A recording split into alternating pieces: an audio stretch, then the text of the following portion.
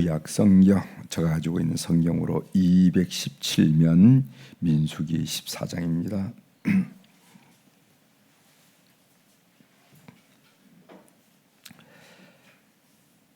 민수기 14장 1절부터 제가 봉독해 드리겠습니다.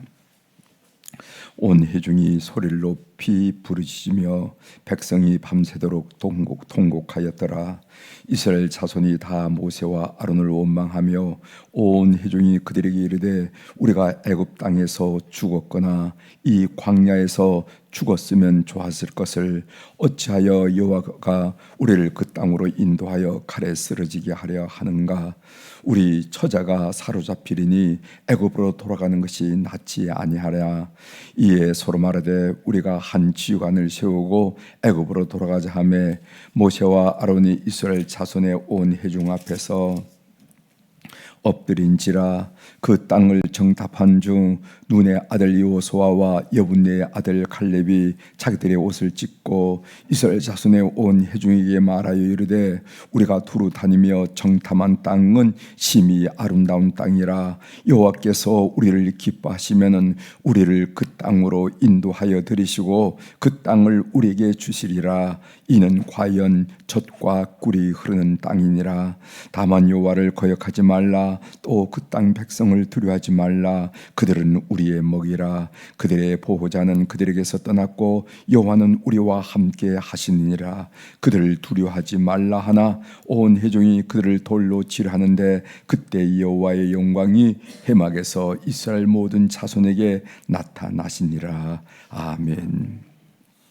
10절까지 함께 읽었습니다. 오늘 우리가 읽은 민수기 14장 1절서 10절에 있는 말씀을 중심으로 주제를 우리의 삶에 하나님을 끌어들이자, 하나님을 끌어들이자 하는 표현이 조금 그렇지만은 조금 강조하기 위해서 개입한다, 하나님을 플러스하다 이런 말보다도 끌어들이자 이런 표현을 썼습니다. 우리 삶에 하나님을 끌어들이자 하는 이런 주제로 같이 은혜를 나누고자 합니다. 본문은 여러분들이 잘 알다시피 이스라엘 백성들이 가데스 바네라는 곳에서 12 정탐꾼을 하나님이 허락하신 젖과 꿀이 흐른 땅이란 그 가나안 땅을 정탐한 후 보고한 내용인데 이스라엘 백성들이 정탐꾼들의 그 비판적인 보고를 듣고 좌절감에 빠져서 통곡하는 내용과 그리고 여호수아와 갈렙이 이스라엘 백성들을 강한 어조로 설득하는 내용, 이 두 내용이 함께 있음을 우리가 보게 됩니다. 먼저 본문 내용을 한번 좀 살펴보도록 하겠습니다. 여러분 한번 성경을 좀 자세히 보도록 하십시오. 1절에 보면은 온 회중이 소리를 높여 부르짖으며 백성이 밤새도록 통곡하였더라. 여기 보면 소리를 높였다, 부르짖었다, 통곡하였더라 하는 이 연이은 동사들은 그들의 절망감이 얼마나 깊었는지 그 정도를 드러내주는 말씀이라 이렇게 보여집니다. 그 다음에 이어서 나오는 2절부터 4절에 보면은 이 백성들이 처음에는 원망했다가 그 원망이 불신의 단계로 진행했다가 그 다음에 불신의 단계가 반역으로 그들의 마음이 발전하는 모습을 우리들이 보게 됩니다. 그러니까 처음에는 원망, 그 다음에 어떻게 발전하냐면은 그것이 불신으로, 그리고 어떻게 발전하냐면은 반역으로 그들의 마음이 발전하는 것, 진행하는 것을 우리들이 보게 됩니다. 첫 번째 원망은 2절이죠. 2절에 보면은 이스라엘 자손이 다 모세와 아론을 원망하며 이렇게 해서 처음에는 원망, 그 원망이 불신의 단계로 발전합니다. 3절에 보면은 어찌하여 여호와가 우리를 그 땅으로 인도하여 칼에 쓰려지게 하려 하는가 하면서 하나님을 불신하는 이야기가 나오죠. 그 다음에 나중에는 하나님을 반역합니다. 반역 4절, 이에 서로 말하되 우리가 한 지휘관을 세우고 애굽으로 돌아가자 하며, 여기 보면은요 하나님의 대리 통치자인 모세와 아론을 끌어내리자, 그리고 새로운 지도자를 세워서 우리의 삶의 방향을 좀 만들어 가자 하면서 하나님에 대한 반역이 나온다는 것을 우리는 알게 됩니다. 여기서 우리는 중요한 교훈을 얻게 되는데 두 가지 교훈이죠. 하나는 이 부정적인 감정은 얼마나 쉽게 확대 재생성되는가, 오염되고 전염되면서 확대 재생성되는가, 이것을 우리가 보게 됩니다. 이 부정적인 감정이 얼마나 쉽게 확대 재생산되는가. 두 번째로는요, 우리가 또 여기서 새겨봐야 할 교훈은 뭐냐면 이 처음 감정인 원망을 잘 컨트롤하지 않으면은요, 그 감정이 얼마나 파괴적으로 발전하는가 하는 것을 우리들이 보게 됩니다. 이 첫 원망, 이 첫 감정, 이 첫 부정적인 감정을 잘 제어하고 자제하고 컨트롤하고 해결하지 않으면은 이것이 얼마나 파괴적으로 발전하는가. 그건 개인에도 마찬가지고 공동체도 마찬가지입니다. 이 개인의 작은 부정적인 감정을 자꾸만 곱씹고 마치 자꾸만 속으로 들어가는 어떤 그런 달팽이처럼 곱씹고 하다 보면요, 자기 인격이 상하고 자기 마음이 상하고 자기의 감정이 상하는 것을 깊이 느끼게 된다는 거죠. 그리고 공동체도 이 원망의 감정이 오히려 공동체를 파괴하는 것을 우리들이 보게 된다 하는 겁니다. 그래서 이 처음 감정인 원망을 잘 컨트롤하지 않으면은 그 감정이 얼마나 우리 인격을 파괴하고 공동체를 파괴하는가, 이걸 우리들이 여기서 보게 되는데 중요합니다. 살다 보면은 부정적인 감정이 우리들에게 들어올 때가 있어요. 그럴 때 왜 이렇게 내가 부정적인 감정에 사로잡힐까 하고 정신을 바짝 차리고 그것을 치료하고 해결하지 않으면요, 그 감정이 여러분들에게 자꾸만 곱씹고 내면화되고 달팽이가 깊숙이 들어가듯이 그렇게 해서 우리 인격을 심대하게 파괴하는 것을 우리가 보게 된다는 겁니다. 자, 그 다음에 6절에서 9절에 보면은 여호수아와 갈렙이 백성들을 설득하는데, 이 여호수아와 갈렙이 백성들을 설득한 두 가지 점이 있습니다. 어떻게 백성을 설득하는가? 첫 번째로는요, 긍정적인 면을 강조함으로. 여러분, 모든 사물과 사건에는요, 긍정적인 면과 부정적인 면이 항상 동시에 있게 마련입니다. 여기에 햇볕이 밝음이 있으면은 음영, 어둠이 있게 마련이고, 여기에 좋은 점이 있으면은 보는 시각에 따라서 부족한 점이 보이게 되고, 모든 사물과 사건은 그렇게 돼 있어요. 항상 밝은 것만 있는 게 아닙니다. 항상 밝음이 있다라는 그 자체가 어둠이 있다라는 말이에요. 어둠이 있으니까 밝음이란 단어가 나오잖아요, 그죠? 밝음이란 단어가 있으니까 어둠이란 단어가 나오잖아요. 그래서 항상 밝음과 어둠은 상존하게 되어 있습니다, 그 개념적으로. 그렇기 때문에 밝음이 있다 그러면 어둠이 있는데, 사람의 시각에 따라서 항상 밝음을 보는 사람이 있고 항상 어둠만 보는 사람이 있고 긍정적인 것만을 보는 사람이 있고 부정적인 것만 보는 거가 있다 이거죠. 그런데 오늘 이 여호수아와 갈렙은 긍정적인 면을 강조한다 하는 것. 두 번째로는 하나님을 더하게 하더라는 말이죠. 우리가 개념으로 말하면 하나님을 끌어들이다 이 말이죠. 하나님을 그 삶에 더하게 하더라 이 말이죠. 하나님을 그 삶에 개입시키더라 이 말이죠. 이것을 오늘 여기서 보게 됩니다. 자, 한번 보겠습니다. 긍정적인 면을 강조했던 부분이 어떤 것인가? 7절 하반절에 보면은 우리가 두루 다니며 정탐한 땅은 심히 아름다운 땅이라, 이렇게 고백해요. 그럼 다른 10명의 12명의 정탐꾼이 갔었다고 그랬죠. 그 12명의 정탐꾼은 우리로 말하면 어중이가 간 게 아닙니다. 각 지파에서 가장 민첩하고 분석력이 있고 분별력이 있고 진취적이고 활동력이 있는 사람을 뽑아냈거든요. 그러니까 똑똑한 사람들이 간 겁니다. 거긴 어중이 나도 한번 갈래요 이렇게 해서 간 게 아니라 각 지파에서 12지파의 두령들이라는 것은 아주 똑똑하고 판단력이 있고 민첩하고 분석력이 있고 이런 사람을 보낸 거예요. 모세가. 그런데 이 다른 10명의 정탐꾼은 어떻게 하냐면 이 부정적인 면을 부각시킵니다. 민수기 13장 32절이죠. 제가 읽어드리겠습니다. 이스라엘 자손 앞에서 그 정탐한 땅을 악평하여 이르되 우리가 두루 다니며 정탐한 땅은 그 고주민을 삼키는 땅이요 거기서 본 모든 백성은 신장이 장대한 자들이며, 이렇게 하면서 그 가나안 땅에 젖과 꿀이 흐른다는 그 가나안 땅에 벌써 부정적인 것 요소 지적해서 오늘 보고하는 것을 보게 됩니다. 그러나 여호수아 갈렙은 긍정적인 면을 우리에게 부각시키는데 그 민수기 14장 7절 하반절에 보면 심히 아름답더라. 우리 광야에서는 전혀 볼 수 없는 그런 땅이더라 하면서 긍정적인 면을 부각시킨 것을 우리가 보게 됩니다. 우리 인간이 하루에 사용하는 단어가 2만 5천 내지 3만 단어라고 그럽니다. 이것을 글로 쓰면은 한 70쪽 분량의 글이 된다는 거예요. 그런데 그런 단어들을, 그런 언어를 부정적인 언어로 채울까, 긍정적인 언어로 채울까? 부정적인 언어로 채울 때 그 인생은 어떻게 될 것인가? 긍정적인 언어로 채울 때 그 인생은 어떻게 될 거죠? 중요한 문제를 지금 우리들이 지금 말씀하고 있는데 중요합니다.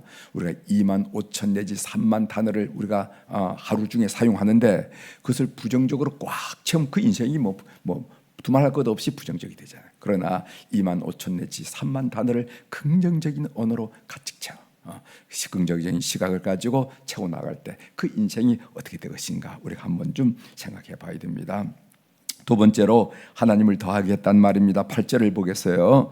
여호와께서 우리를 기뻐하시면은 우리를 그 땅으로 인도하여 들이시고 그 땅을 우리에게 주시리라. 이는 과연 젖과 꿀이 흐른 땅이니라 하면서 다른 10명의 정탐꾼은 하나님을 불신했어요. 그래서 민수기 13장 31절에 보면은 그와 함께 올라갔던 사람들이 이르되 우리는 능히 올라가서 그 백성을 차지하지 못하리라.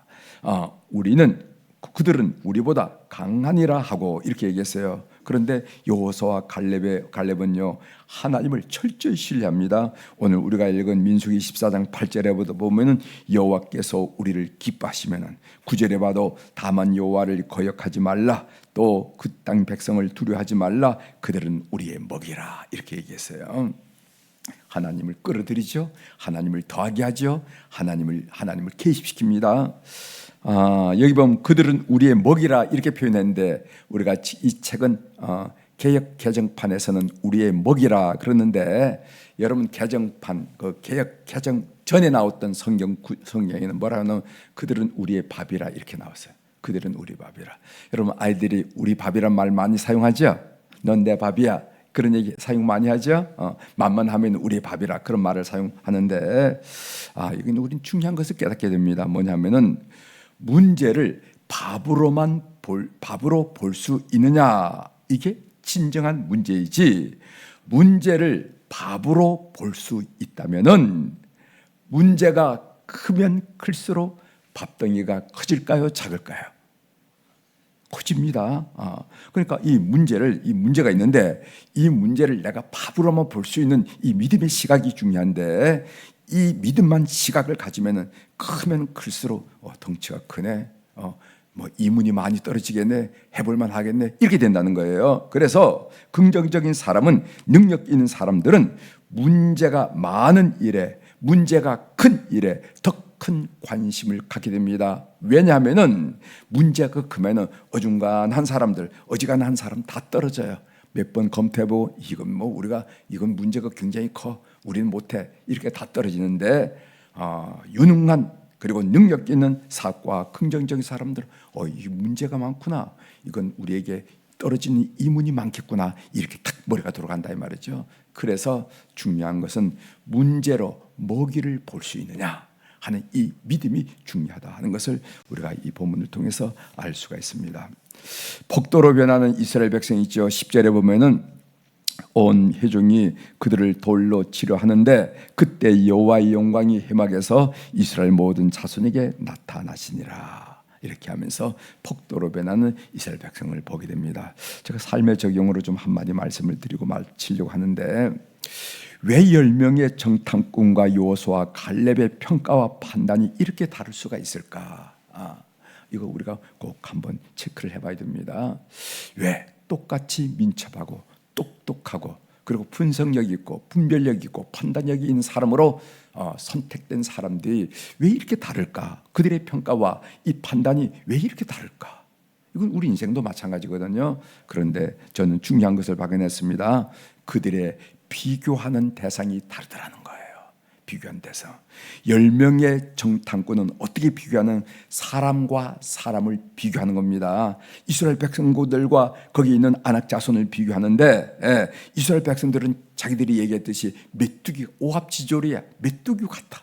그러나 아낙 자손들은 크고 장대하고 진영을 구축한 사람들입니다. 이미 그 땅에서. 그러니까 사람과 사람을 비교하니까 누가 이길까요? 아낙 자손이 당연히 이깁니다. 그래서 결국 절망할 수밖에 없어요. 그런데 이 여호수아와 갈렙은 사람과 사람을 비교하는 것이 아니라 사람과 하나님을 비교하더라는 거예요. 하나님을. 여러분, 사람과 하나님, 사람은 누굽니까? 크고 장대한 아낙 자손. 하나님은 누굽니까? 하나님은 그들에게 만나를 내리시고 그들에게 메추라기를 주시고 그리고 바위를 깨뜨려서 샘물을 내시고 홍해를 가르신 그 하나님이에요. 그런데 그럼 누가 이기겠습니까? 여러분들, 하나님이 이기죠. 여러분, 하나님이 이기죠. 사람에게 지는 하나님을 보셨습니까? 하나님이 이기죠. 따라서 여호수아와 갈렙은 눈 한 번 깜짝하지 않고 능히 이기리라 이렇게 선포하는 거예요. 야, 너희들 하나님하고 사람하고 싸우는데 사람한테 지는 하나님도 봤냐? 그러니까 능히 이기는 거예요. 거기는 뭐 눈 하나 깜짝하고 생각할 여지가 없어. 능히 이기느니라. 그래서 그 백성들로 하여금 그들 마음속에 희망을 북돋워 주는 것을 우리들이 보게 됩니다. 결국 여호수아와 갈렙이 이기는 것을 보죠. 우리는 그것을 민수기 끝자락에서 보게 됩니다. 삶의 하나님을 끌어들인 여호수아와 갈렙이 이겼습니다. 그런데 제가 이제 본문을 묵상하면서 제가 지금 여러분들에게 말은 잘하잖아요, 그죠? 잘하는데 저는 매 순간 일마다 때마다 하나님을 개입시키는가, 하나님을 끌어들이는가, 이걸 질문을 해봤어요. 그런데 그렇지 않더라고. 저가 어떤 때로는 해. 그러나 모든 일상적인 사소한 일, 이런 일에 하나님을 개입 안 하더라고. 저 개입하는 일이 좀 서툴더라고. 저 얘기입니다. 여러분들은 안 그렇겠지만은, 저는 그래요. 그렇구나. 우리가 사소한 일에, 작은 일에, 평범한 일에 하나님을 자꾸만 개입시켜야 큰 일에도 하나님을 개입시킬 줄 압니다. 근데 이 평상시에 개입시키지 않은 사람은 큰 일이 딱 닥치면 하나님을 찾기보다는요, 자기가 해결하고 절망할 수밖에 없다는 것입니다. 그런 것을 제가 스스로 발견했어요. 그러다가 내가 왜 하나님을 개입시키지 않지 하면서 스스로 반성하고 하나님께 기도하는 그런 예가 저 스스로도 많다는 겁니다. 우리 삶에 하나님을 개입시키는 여러분이 되시길 바랍니다. 어떤 일에, 큰 일에는 여러분들이 누구나 개입시키려고 그러시겠지만은 사소한 일, 평범한 일에서 누구를 만나고 어떤 일을 하는 데 있어서 하나님 어떻게 했으면 좋을까요? 하나님 이 문제를 어떻게 풀었으면 좋겠어요? 하면서 작은 일부터 하나님을 개입시키고 하나님을 플러스하고 하나님을 더하게 하고 하나님을 끌어들이는 이런 여러분 삶의 습관이 너무너무 중요하다는 것을 제가 이 본문을 통해서 깨닫게 되었습니다. 우리가 하나님을 개입시키는 방법이 뭡니까? 기도를 통해서 기도.